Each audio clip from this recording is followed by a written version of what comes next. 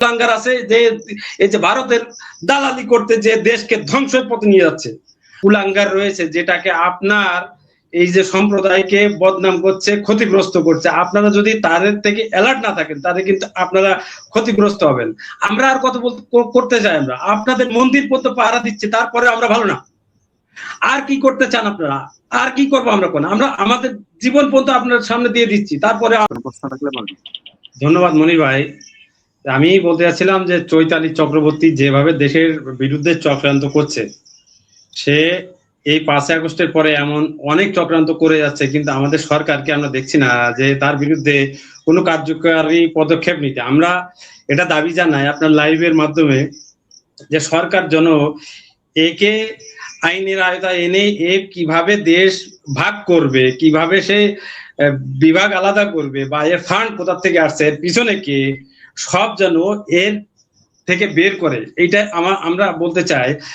আর বলতে চাই যে এখানে যারা আপনার লাইভটা যারা হিন্দু সম্প্রদায় ভাই বোনেরা দেখছে, তাদের মানে উদ্দেশ্যে দুটি কথা বলতে চাই যে ভাইরা, আপনাদের ভিতরে কিছু কুলাঙ্গার রয়েছে যেটাকে আপনার এই যে সম্প্রদায়কে বদনাম করছে, ক্ষতিগ্রস্ত করছে। আপনারা যদি তাদের থেকে অ্যালার্ট না থাকেন তাহলে কিন্তু আপনারা ক্ষতিগ্রস্ত হবেন।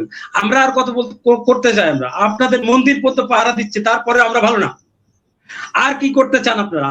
আর কি করবো আমরা? কোন আমরা আমাদের জীবন পর্যন্ত আপনার সামনে দিয়ে দিচ্ছি, তারপরে আমরা এ দেশে ভালো না আপনাদের কাছে।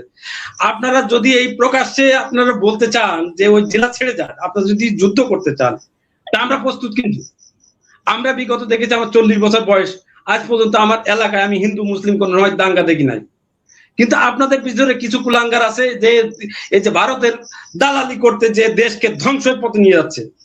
আমি মংসাং দাদার কাছে একটা প্রশ্ন রেখে যেতে চাই যে দাদা, আমরা দেখছি যে ভারতীয় এই যে পোষণ হচ্ছে, যেখানে বিজেপি তারপরে সাধারণ জনগণ জীবন দিয়ে চেষ্টা করছে, তারপরেও আমাদের দেশের নেতাগুলো একটা কথা বলছে না এর বিরুদ্ধে একটা কথা বলছে না। তাদের সমস্যাটা কি? আমি এটা জানতে চাই।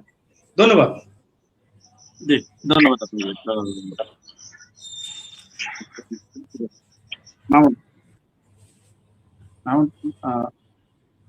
মামুন সাহেব বলেন।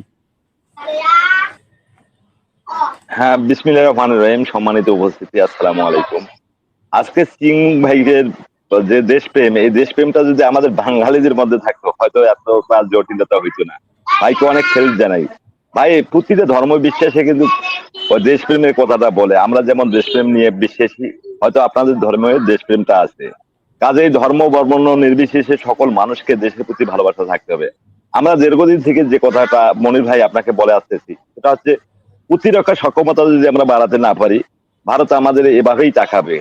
আজকে দেখেন, ইরান আজকে প্রতিরক্ষা সক্ষমতা বাড়ানোর পর আজকে তারা একটা জাতি, 6000 বছরের একটা সুসংগঠিত জাতি, বিশাল একটা পরাশক্তি দেখে তারা পরাজিত করলো। কারণ তাদের আত্মবিশ্বাস, মনোবল এবং পাশাপাশি তার অস্ত্রের ঝঞ্ঝানি ছিল। সেই অস্ত্রের যদি প্রতিরক্ষার ব্যবস্থা বাংলাদেশ না বাড়াতে পারে, এভাবে আমাদের ধোকা দেবে। আর বারবার ধোকা দিতে, একটা কথা বলতে বলতে কিন্তু ইচ্ছা শক্তি হয়ে যায়, ইচ্ছা শক্তি বাস্তবে পরিণত হয়ে যায়। আর ভারত সেটাই করতে যাচ্ছে।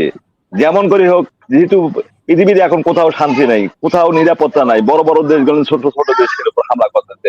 রাশিয়া ইউক্রেনকে, আমেরিকা ধরেন ইরানকে, এরকম অনবরত একটা বিশৃঙ্খলায় লেগে আছে। সে কারণে যদি ভারত বাংলাদেশে আক্রমণ করেও বসে, আমাদের কিছু করার নাই। এই জন্য প্রতিরক্ষা সক্ষমতা বাড়াতে হবে। এ প্রসঙ্গে কিং ভাই কি বলেন একটু শুনতে চাই। ধন্যবাদ সবাইকে। ধন্যবাদ এনামুল হক মনির ভাই। আর সবচেয়ে স্পেশালি ধন্যবাদ ইঞ্জিনিয়ার থরাই সিং ভাইকে। তিনি বর্তমান খুব প্রেক্ষাপটে উপযুক্ত কথা বলতেছেন, একজন অন্য ধর্মের লম্বী হওয়ার কারণে। তারপরও আমার প্রশ্ন হচ্ছে লেফটেন্যান্ট কর্নেল ফেরদৌস আজিজ স্যারের কাছে। আমরা অনেকে অনেক বাগাড়ম্বর কথা বলতেছি ইন্ডিয়ার বিপক্ষে, ঠিক আছে, আপনি বলতেই পারেন, কিন্তু আমরা কি সেই সক্ষমতা অর্জন করতে পেরেছি এখনো?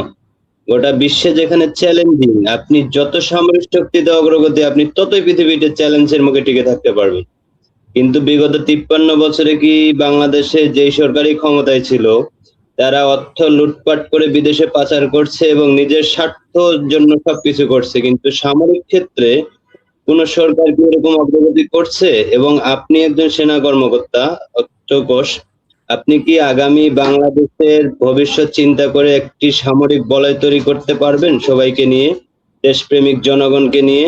তাহলে আমরা হয়তো আগামীতে চ্যালেঞ্জ গুলো মোকাবিলা করব। কিন্তু বাংলাদেশের সরকারের কাছে আশা করে কোনো লাভ নাই, যেখানে সাধারণ মানুষ সীমান্তে যাচ্ছে বিএসএফ বিজিবির সাথে এবং তাদের কাছিদা বিভিন্ন ধরনের বাংলা অস্ত্রগুলা নিয়ে তাদের প্রতিহত করার চেষ্টা করতেছে। সেখানে আপনাদের মতো যে দেশপ্রেমিক সৈনিকেরা যদি ঐক্যবদ্ধ হয় এবং সাথে যদি জনগণ থাকে, পাশাপাশি সামরিক সক্ষমতা যদি অর্জন হয়, সেরকম ভারত মাটির সাথে ধুলায় মিশে যাবে।